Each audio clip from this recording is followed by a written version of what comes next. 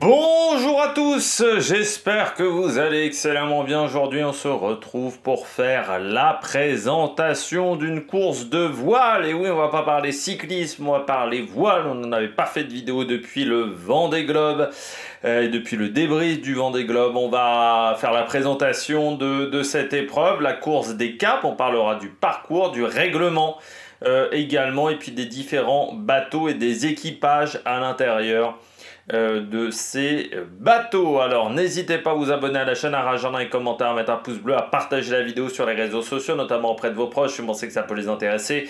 Dans les commentaires, n'hésitez pas à me dire qui sont vos favoris, quelle est votre grosse cote par exemple pour cette course. Si vous avez les moyens et que vous voulez soutenir mon travail, vous pouvez faire un super thanks, ça se passe dans les commentaires. Vous pouvez également rajouter la petite cloche, comme ça vous êtes au courant des dernières vidéos qui viennent de sortir. Autant vous dire que comme il y aura également du cyclisme, parce que en ce moment je suis en pleine préparation du Tour de France, mais la semaine prochaine il y aura pas mal de vidéos déjà de prémices du Tour de France. Donc voilà, si vous voulez pas rater les vidéos de la course des caps, n'hésitez pas à rajouter la petite cloche, n'hésitez pas sinon à faire un petit tour sur la page YouTube l'Amérique Production ou à regarder la playlist également, parce qu'il y aura une playlist qui sera réservée à cette épreuve. On commence tout de suite avec la course des caps.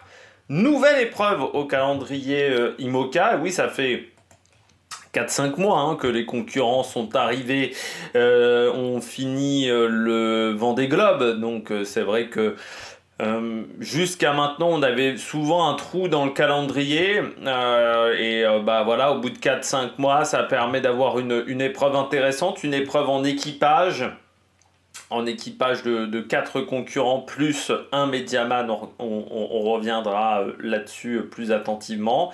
Et sur un parcours qui n'est pas si facile que ça, qui reste quand même un parcours qui peut être assez court. Si toutes les conditions sont bien réunies, la course peut quand même s'allonger un petit peu si les conditions ne sont pas exceptionnelles. Et puis ça permet aux concurrents de se remettre dedans. À des concurrents qui n'ont pas encore construit leur nouveau bateau, qui n'ont pas encore totalement financé leur projet pour le Vendée Globe 2028, eh bien, de continuer à concourir. Pour les autres, eh bien, ça permet parfois de faire des transitions, des passages de témoins entre anciens propriétaires et nouveaux propriétaires. C'est ce qu'on verra notamment du côté du bateau la Micaline, par exemple. C'est ce qu'on voit également du côté d'Initiative Cœur, où on a une sorte de passage de témoins, de passation entre l'ancien propriétaire et le nouveau propriétaire, ou le nouveau skipper en chef, on va dire, du côté d'Initiative Cœur, de ce bateau. Donc une course intéressante, nouveau parcours. Un parcours qui va pas être si évident que ça. Et puis, course intéressante parce que voilà, par rapport au calendrier IMOCA, ça peut être intéressant en rappelant que c'est une course qui fait partie du calendrier IMOCA, donc elle rapporte des points aux skippers. C'est important de le signaler. On regarde tout de suite donc le programme de cette course. Donc départ dimanche. Aujourd'hui, ce vendredi, il y a des runs de vitesse pour savoir quel bateau va le plus vite. Et puis dimanche, c'est le départ de la course depuis Boulogne pour revenir à Boulogne en faisant le tour des îles britanniques. Donc un parcours qui, dans l'idée, est assez simple. La course sera diffusée sur France 3 Hauts-de-France, enfin France 3 Nord, France 3 Hauts-de-France, donc disponible sur la plateforme en ligne France Télévisions, si vous êtes comme moi et que vous n'êtes pas en ce moment basé dans la région Nord-Pas-de-Calais ou en Picardie, eh bien vous pouvez également accéder à la course, donc en allant soit sur le site internet de France Télévisions, soit avec les téléconnectés. Ça marche également ou avec la box, si votre télé est reliée à une box internet, ça marche également dans ce genre de cas normalement. On regarde tout de suite le parcours. Voilà, donc le tour des îles britanniques. On part de Boulogne pour revenir à Boulogne, mais en ayant pas mal de marques de parcours. car il y aura pas mal de petites bouées qu'il faudra traverser et qui permettront de faire des petits trophées. Voilà, ce qui peut toujours être intéressant pour les concurrents. Première bouée, la bouée de départ, donc entre Boulogne et Douvres, qui sera donc le départ de la course. Donc vous voyez, Boulogne. Je pense que vers Calais, on devrait voir les bateaux, hein. Cap Blanc-Nez, Cap Grinet, qui se situe ici. Il devrait y avoir du monde sur les communes au-dessus de Boulogne, parce qu'il y a des communes proches de la mer au-dessus de Boulogne également. Je pense qu'on verra pas mal des concurrents. Donc départ, on remonte les îles britanniques, hein, on passe par l'est et on revient par l'ouest. Voilà, donc dans le sens anti-horaire, le sens contraire des aiguilles d'une montre. Donc on remonte, il y aura le passage par Farne Island et le passage par Northernmost Point, qui sera l'endroit le plus haut, 60 degrés nord, voilà, et qui sera le lieu du trophée vulnérable qui participe à la course sponsor de Thomas Ruyant. On redescend ensuite par le Cap Rafe, et ensuite on contourne l'Irlande, hop, de cette manière-là, en passant par Slane Head et par le Fastnet Rock, qu'on retrouvera, hein, le Fastnet Rock, un peu plus tard dans l'été, parce qu'il y aura la Fastnet, et puis on passera par Bishop Rock, et ensuite on reviendra du côté de Boulogne-sur-Mer. Donc si on dézoome, hop, et bien vous voyez, donc on contourne les îles britanniques. Sur le principe, c'est un parcours qui n'est pas très long, 2000 milles, hein. Donc on est sur un parcours voilà, d'une grosse semaine de compétition grand maximum. Particularité de ce parcours, c'est qu'il n'est pas si facile. Tout d'abord parce qu'on peut avoir des zones de contre-courant. Or plutôt sur la phase aller que sur la phase retour, mais on peut avoir du contre-courant, c'est-à-dire avoir du courant qui avance face à vous et qui vous fait reculer si vous n'avancez pas assez vite. Donc ça, c'est la première particularité du parcours. Navigation, normalement, retour un petit peu plus facile, je dirais, qu'à l'aller, mais avec plus de marques de passage.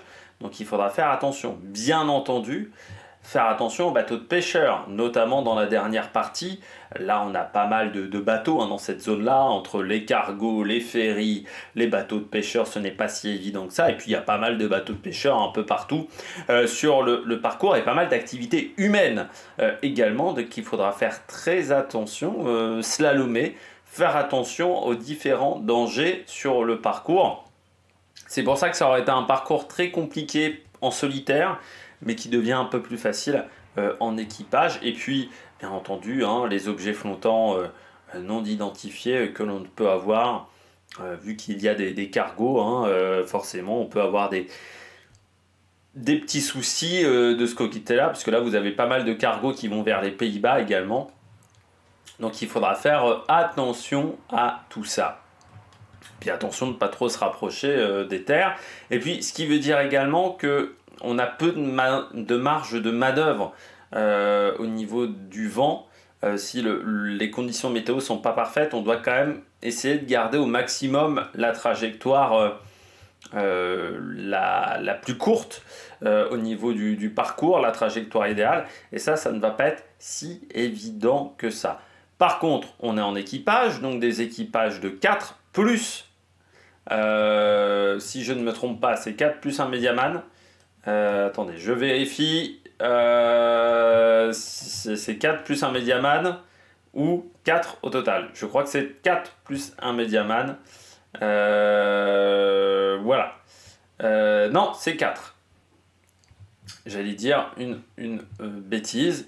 Donc vous avez 4 concurrents à l'intérieur de ces bateaux et donc un médiaman qui aura pour rôle de retransmettre la course depuis l'intérieur, de faire des vidéos sur la course. Donc ça sera sa particularité. 12 bateaux au départ que l'on retrouve, 12 bateaux de ancienne génération, donc sans foil, un bateau neuf qui n'a pas fait le Vendée Globe. Les autres sont des bateaux à foil qui ont parcouru le Vendée Globe. Hein, sur les 12 bateaux au départ, 11 ont fait le dernier Vendée Globe. Particularité également de ce parcours, pour en finir avec on va dire le parcours et le règlement.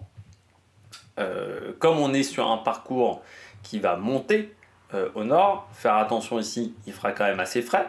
Voilà, parfois en Écosse, on peut avoir des journées qui soient très fraîches. Faire attention également, les journées vont être très longues. On est en France, on a passé le 21 juin, mais on est encore sur des journées qui sont extrêmement longues. Mais plus on monte au nord, plus les journées sont longues. Notamment en Norvège, hein, vous pouvez avoir parfois la nuit qui n'arrive jamais. Donc c'est-à-dire que pour le sommeil, ça ne va pas être si évident que ça. La chaleur dans les bateaux, notamment au départ de Boulogne, mais dans cette zone-là, s'il commence à faire plus de 30 degrés, ça peut être un petit peu compliqué dans les bateaux fermés. Donc voilà, ça va être une course très intéressante. Voilà, au départ de ces 6-7 jours de course, parce qu'on sera en équipage, donc ça va aller très vite. Les bateaux vont être, je dirais, quasiment au maximum hein, de leur capacité. On va quasiment naviguer à 100%. On regarde un petit peu les concurrents au départ de cette épreuve. Donc comme vous le voyez, vous avez donc un nombre de bateaux intéressants, hein, 8 et 3, 11, j'avais dit 12, mais non, 11 bateaux au départ. Le premier, eh bien, c'est le dernier venu, c'est le plus récent, c'est Association Petit Prince Keguiner, le bateau d'Élodie Bonafou. Alors, c'est un bateau neuf, pas totalement, hein, c'est pas totalement un bateau neuf, même s'il est sorti, date de la mise à l'eau, vous voyez, le 18 février dernier. En fait, c'est la même base, c'est un sister ship de Massif, donc du bateau qui a gagné le dernier Vendée Globe du côté d'Élodie Bonafou.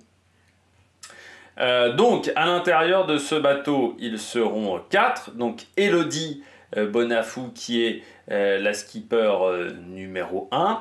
Et puis on retrouvera 2 hommes d'expérience sur ce bateau. Pascal Bidégory, qui a navigué un peu partout, qu'on a vu notamment sur le dernier trophée Jules Verne avec le bateau SVR Lazartigue. On retrouve également Yann Eliès. Alors Yann Eliès a également très très grosse expérience, participant du Vendée Globe, qui a souvent été dans des projets performants sur le Vendée Globe. Et puis on retrouve également Gaston Morvan. C'est pas non plus n'importe qui, hein, Gaston Morvan. Donc on est sur un équipage qui est très intéressant au niveau de la course. Voilà, donc ça va être très très bien. Non, on n'a pas plus d'informations sur Gaston Morvan. Non, ils ont pas voulu mettre des informations sur les concurrents au départ. Mais ça va être un bateau très intéressant, suivi par Mer Concept, donc l'équipe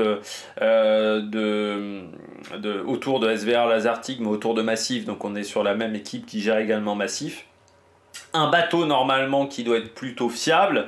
On ne devrait pas trop avoir de soucis de ce côté-là. Bidégory connaît bien l'équipe également. Donc ça va être très intéressant de suivre ce bateau. Certes, c'est un bateau neuf, mais en fait, c'est une sorte de bateau hybride génération 2024, génération 2028 du côté de cette association Petit Prince Keguiner. On poursuit avec Massif.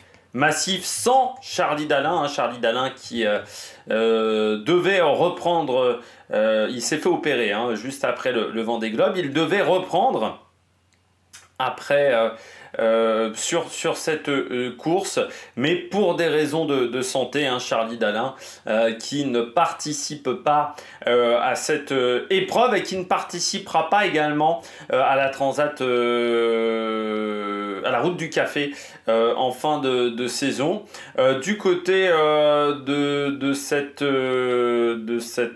cet équipage, bon, bah, on a Sam Goodchild qui était sur le projet Vulnérable, qui a fait une course très intéressante, à part sur la fin avec ses problèmes de wall, mais qui s'est bien battu, qui a fait quand même top 10 sur le dernier Vendée Globe. Et puis on retrouve des concurrents qui font partie de la filière, on va dire, performance Massif. Hein, Massif, ça fait depuis des années, avec dans un premier temps Apivia, mais Massif également autour de...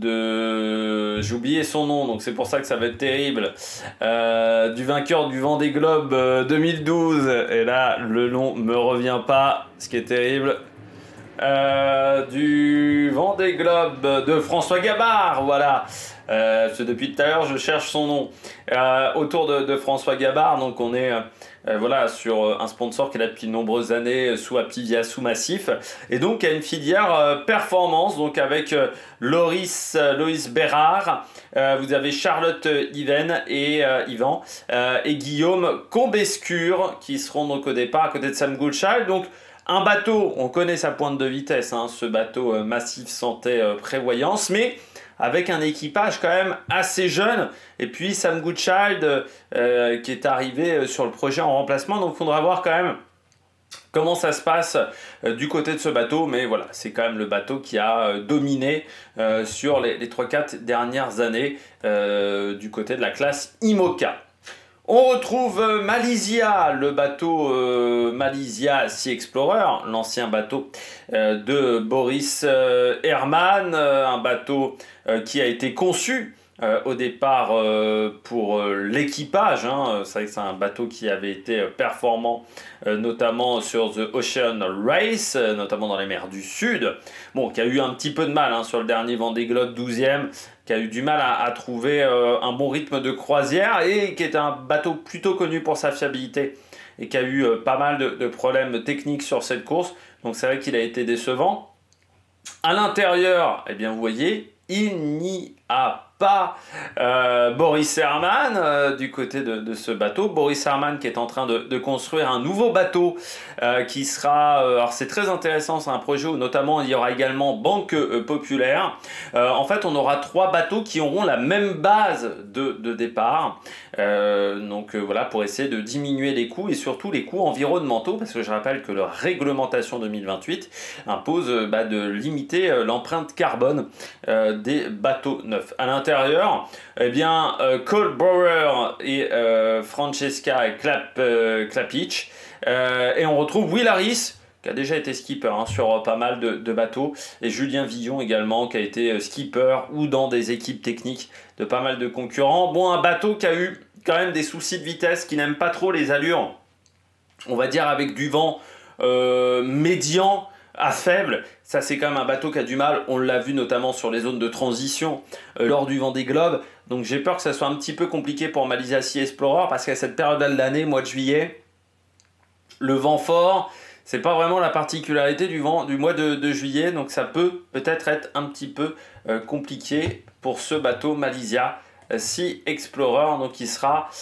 au départ. On retrouve ensuite du côté des concurrents, eh bien, la Micalide, Forcade Micaline, le bateau d'Arnaud Boissière, et qui est en fait là un changement de propriétaire sur ce bateau, hein, c'est l'ancien bateau de Benjamin Dutreux, donc un bateau génération Vendée Globe 2016, mais qui a été très performant sur le dernier Vendée Globe en prenant la 10e place. Donc c'était le bateau de Benjamin Dutreux, et Benjamin Dutreux, eh bien, il sera au départ avec Arnaud Boissière, qui essayera de se remettre de son dématage sur le dernier Vendée Globe.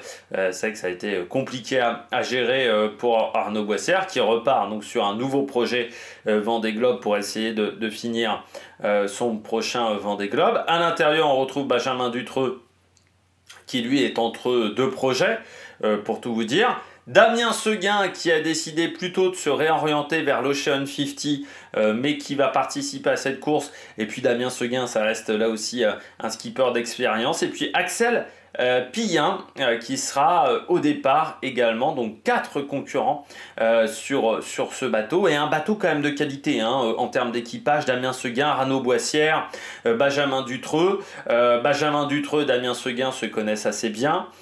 Puisqu'ils étaient ensemble avec Jean-Luc Ham lors de leur Vendée Globe, pas 2024, le Vendée Globe 2020.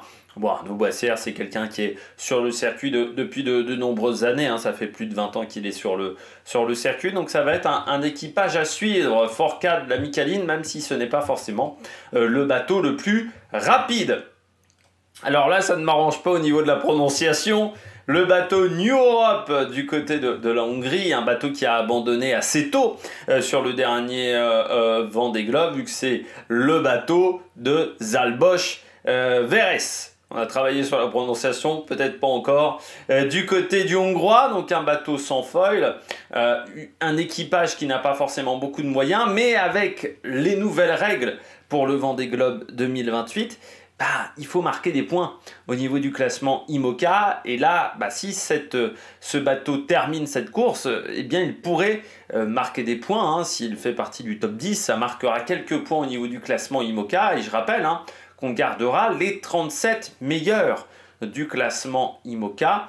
Donc ceux qui auront marqué le plus de points entre le Vendée Globe 2024 qui compte et les dernières courses de l'année 2028. Donc, pour un Zalbosch Veres, c'était peut-être pas prévu au départ de faire cette épreuve, mais oui, il faut marquer des points et profiter peut-être du faible nombre de bateaux au départ de cette épreuve. On retrouvera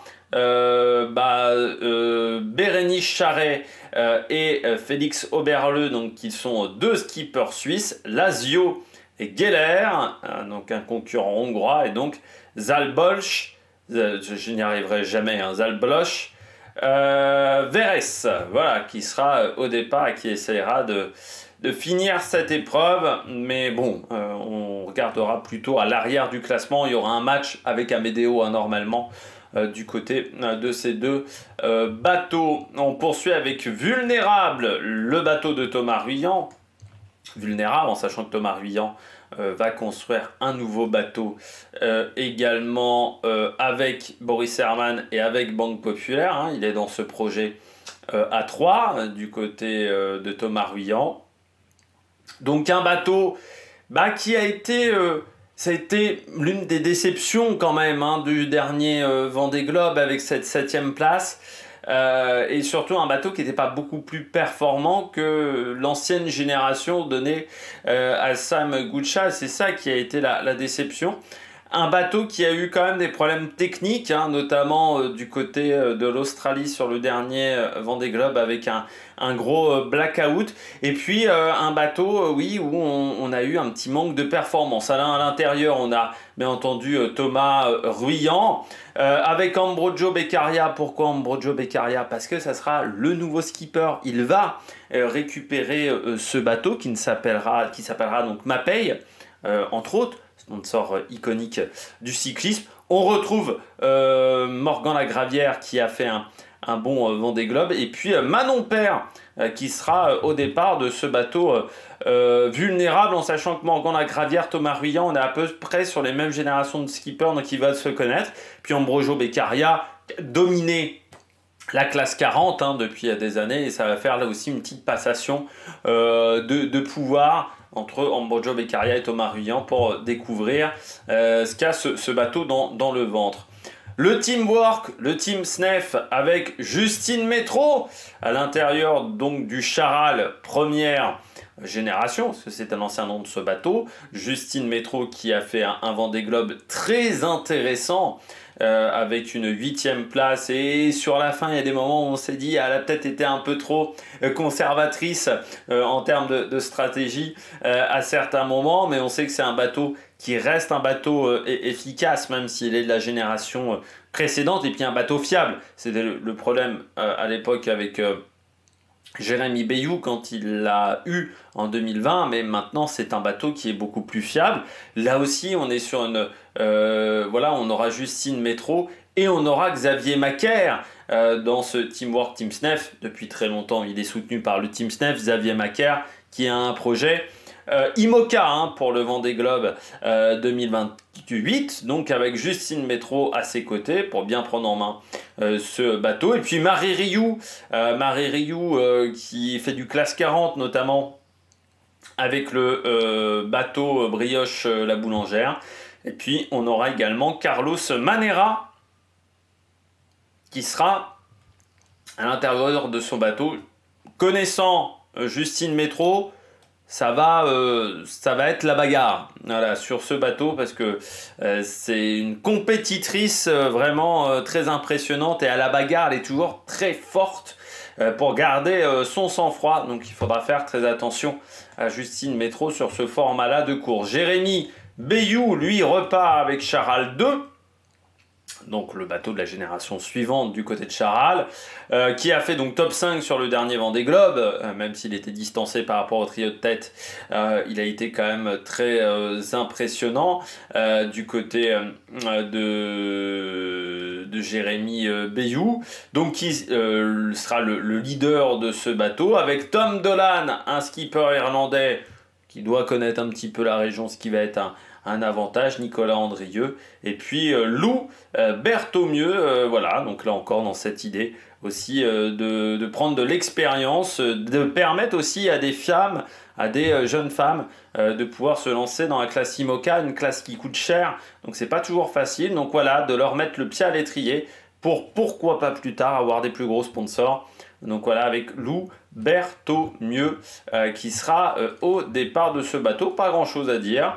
On a le bateau de Fabrice Amedeo avec un nouveau sponsor, LDJ United, avec B-Wise à l'intérieur de ce bateau. C'est le même bateau qu'avait Fabrice Amedeo, donc ce bateau de 2007 qui a fini donc dernier du dernier Vendée Globe, mais qui a quand même terminé du côté de Fabrice Amedeo. Là, l'objectif, eh bien, ça sera de faire un gros boulot avec Fabrice Amedeo à l'intérieur, qui sera le skipper numéro 1.